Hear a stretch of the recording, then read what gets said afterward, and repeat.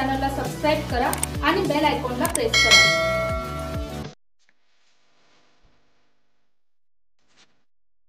सटाण्यात तुफान दगडफेक झाली असून एसटी बसेससह खासगी वाहनांवर दगडफेक झाल्याचे सांगण्यात येत आहे। दरम्यान पोलिसांनी तातडीने जमाव नियंत्रित करण्यासाठी फौजफाटा तैनात केला। त्याचबरोबर शांतता राखण्याचे आवाहन पोलिसांकडून करण्यात आले आहे। घटनेनंतर सटाणा शहरात वरिष्ठ अधिकाऱ्यांसह पोलिसांनी संचलन करत कुठल्याही अफवांवर विश्वास ठेवू नये असे आवाहन केले आहे। सद्यस्थितीत शहरात तणावपूर्ण शांतता असून पोलिसांकडून कडक पोलीस बंदोबस्त तैनात करण्यात आला असून पोलीस अधीक्षक शहाजी उमाप देखील घटनास्थळी दाखल झाले असून अफवांवर विश्वास ठेवू नये असे आवाहन पोलिसांकडून करण्यात आले आहे। दंगलखोरांना अटक करण्यात आली आहे।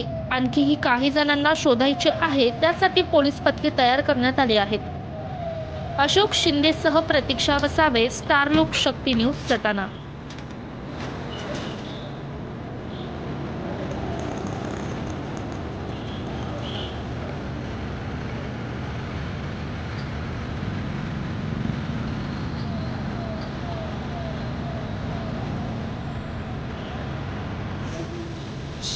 मणिपूर घटनेच्या निषेधार्थ आज सटाणा शहरामध्ये मोर्चाचं आयोजन करण्यात आलं होतं आणि मोर्चेकऱ्यांनी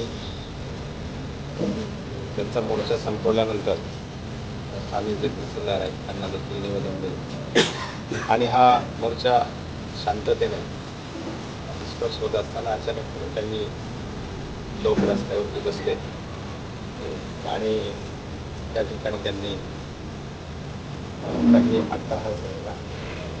पोलिसांनी त्यांना समजावून सांगितलं, त्यातले काही लोक निघून देखील गेले, परंतु शेवटी उर्वरित जो काही जमाव होता त्या जमावाने त्या ठिकाणी उपस्थित पोलीस आणि काही बसगाड्या काही वाहनं यांच्यावरती दगडफेक केली।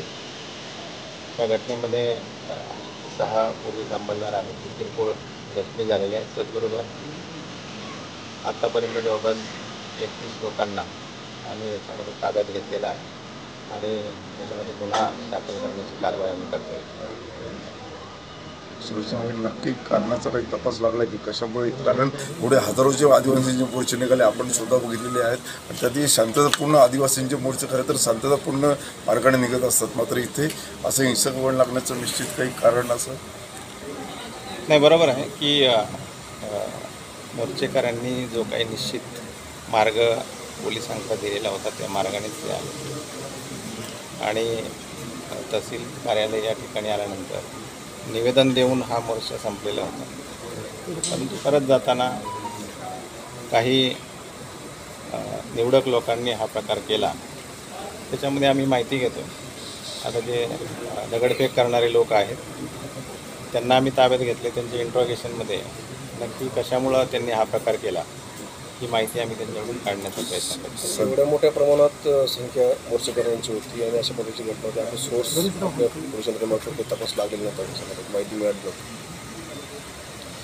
नाही। याच्यामध्ये जे काही मोर्चेकरी आहेत त्यांची संख्या याचा अंदाज पोलिसांना होताच आणि त्याप्रमाणे आवश्यक तो बंदोबस्त देखील लावण्यात आलेला होता।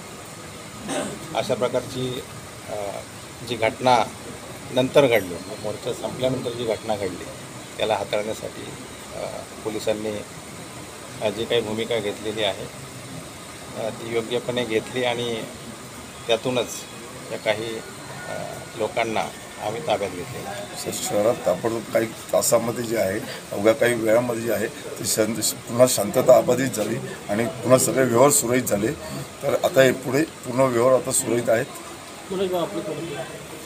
काही काळ तणावाचं वातावरण निश्चितपणे होतं, परंतु या ठिकाणी अधिकची कुमक काही वेळामध्येच म्हणजे शेजारचे जे आमचे पोलीस प्रभारी अधिकारी आहेत त्याचबरोबर मालेगाव या ठिकाणी मोहरमच्या निमित्ताने काही अतिरिक्त बंदोबस्त आम्ही तैनात केलेला होता, तो देखील बंदोबस्त इकडं आम्ही वळवला आणि काही कालावधीमध्येच या परिस्थितीवरती नियंत्रण मिळवण्यामध्ये पोलीस यशस्वी ठरले। त्यानंतर आता शहरामध्ये कुठलंही असं तणावाचं वातावरण नाही। जे लोक ह्या मोर्चामध्ये सहभागी झाले होते ते स्थानिक शहरामध्ये नव्हते, त्यामुळं ज्या कोणी लोकांची धरपकड या निमित्ताने झाली ग्रामीण भागातले लोक आहेत, त्याच्यामुळं शहरातल्या लोकांच्यामध्ये तणावाचं असं काही वातावरण